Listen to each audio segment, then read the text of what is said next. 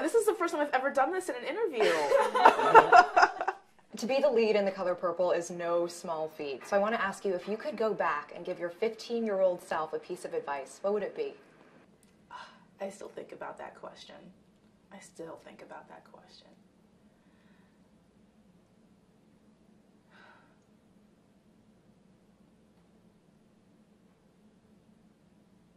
I think today I would say to my 15-year-old self, you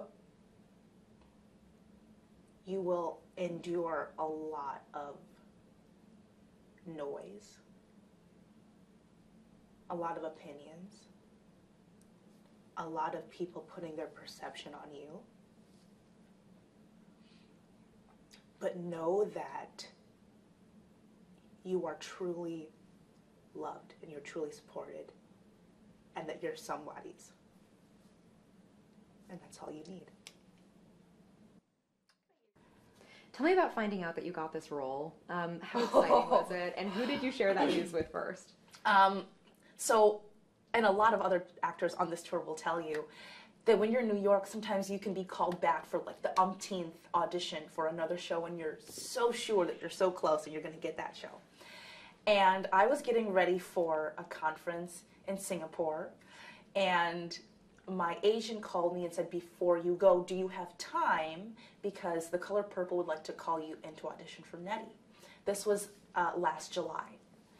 And I said, sure, why not? I know the music. I saw the original production in 2008, the tour in Chicago. I was like, oh, I know the music. So I go and I audition for the associate director, Nettie DiCarlo. Were you terrified?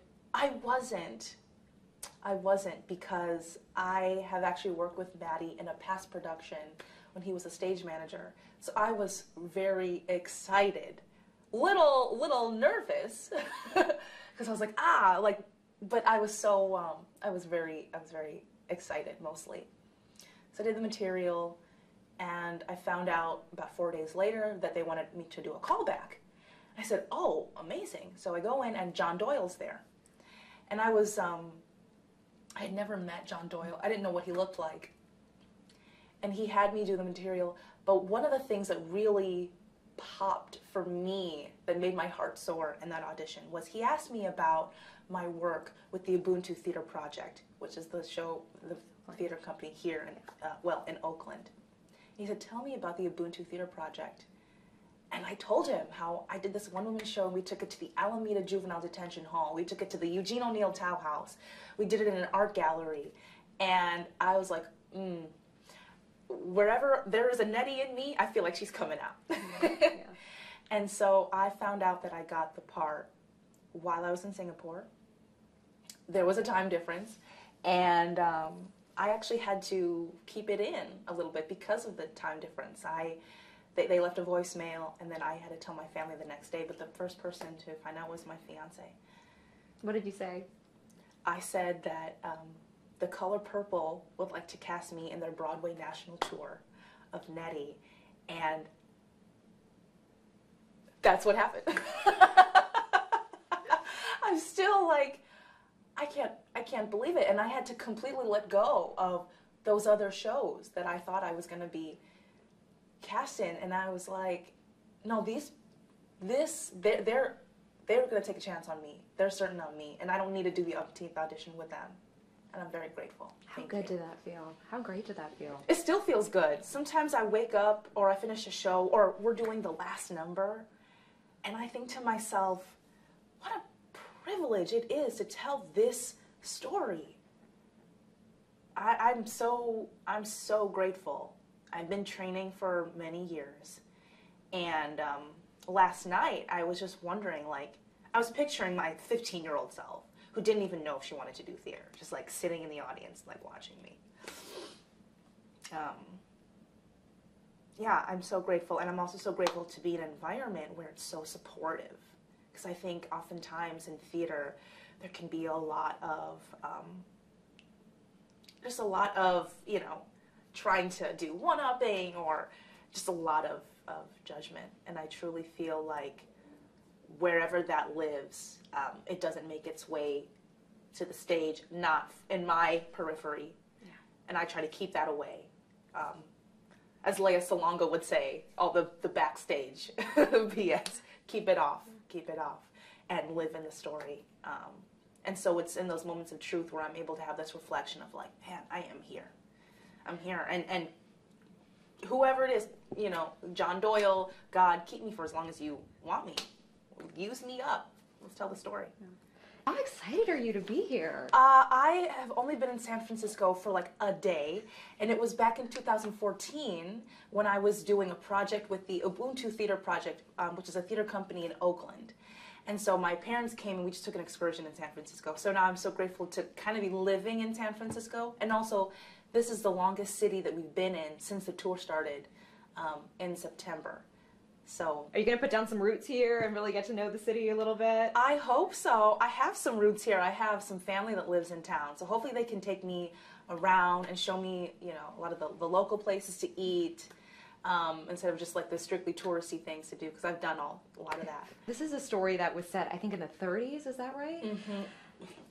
Spans 50 years from the early 1900s to the 1950s. Right. How is it relevant today, and why is it particularly important to be telling this story in the climate in which we live? Yeah, I think that's such a beautiful question. That's such a packed question because the story resonates in so many different ways. From the forefront of my mind, I especially think that because of this Me Too movement and the Time's Up movement, that our show kind of eerily fits in with that. I mean, we have the beautiful character of Sophia, who says to Celie, you are worth so much more. And hell no to any sort of abuse. Absolutely not. Be more. You can be better. Believe in yourself. And let me help you.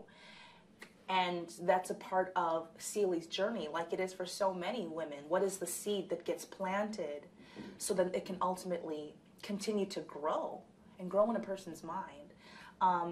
The idea that this beautiful spirit that Shug Avery comes along, and Shug Avery is rebellious, and she does not conform to societal rules, societal expectations of what a woman should be. And she also says to Celie, let me take you. And then, of course, there's Nettie, who says, how can I be so much more? I'm not sure, but I'm going to continue to read. I'm going to continue to gather as much information as possible because I've seen what my sister goes through. I see what society goes through, and I don't want to be a part of this. And it ultimately leads her to great things. I'm not going to give too much away for those who haven't, who are not familiar with the story. But, and the beauty of this play, which is why I think sometimes Shakespeare is so relevant, is because Shakespeare writes in a way that there is a story, but there's such specific human themes of love, friendship, and forgiveness. And so Alice Walker does a great job of touching upon those themes, but we don't have it set. I guess what I'm trying to say is the show can transcend time, because the themes will always be there. The need for empathy, the need for forgiveness. This show in particular demands so much of you as an actor every single day, every single night. So what do you do to sort of protect yourself from that and in that situation, and to allow yourself to be able to do this night after night? Yeah, I think that I'm definitely on the road of evolving of what I need to do from the time we started the first month to now the 8th month. And I'm really into finding some sort of routine for myself. Sometimes it's been a little, it's not been as easy sometimes because we move from city to city. But whenever we get into a new city, I find, okay, where's the gym located so that we can be in the best physical state so that our mind can be free? Where is the nearest the yoga studio? I really enjoy doing just a simple vinyasa flow.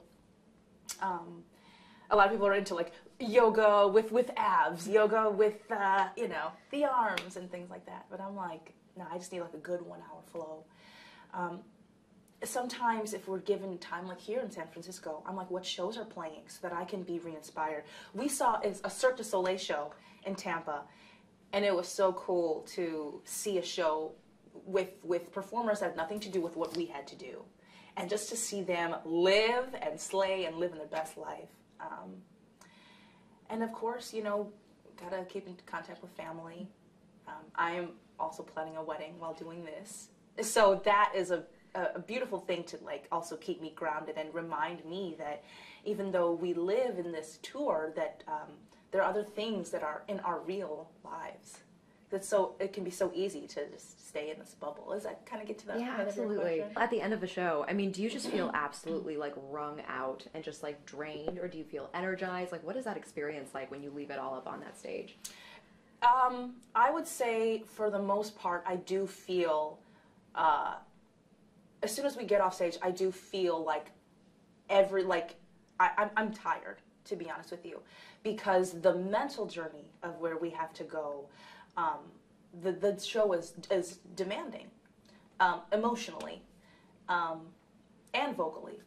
And so, but when we're able to see an audience, and people are, you know, we're able to sign playbills, and people are just able to tell us how much of a difference we've made in their day, it energizes me. Yeah. But yeah, I do feel like at the end of a show, because you give so much and you're so in the story, I feel like that an actor should be tired because Totally. you're in it. Yeah. What do you love most about your character? I love that I've come to really love how much faith Nettie has.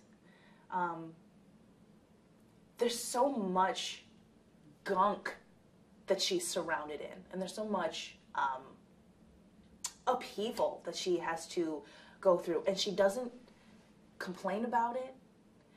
She just says, "Okay, this is not my option. It's not my only option." And the beauty of where she gets her faith from, especially from a community where it has often abandoned or overlooked her and her sister. And where does she get her faith from? And her confidence from? And I think that's really beautiful. Early on in interviews, I used to say the number one thing I loved about Nettie was just her urge for knowledge. But now it's become faith, and I think it's also because of where I am also now in my journey as an actor and being on this road, and how I'm continuing to evolve with Nettie.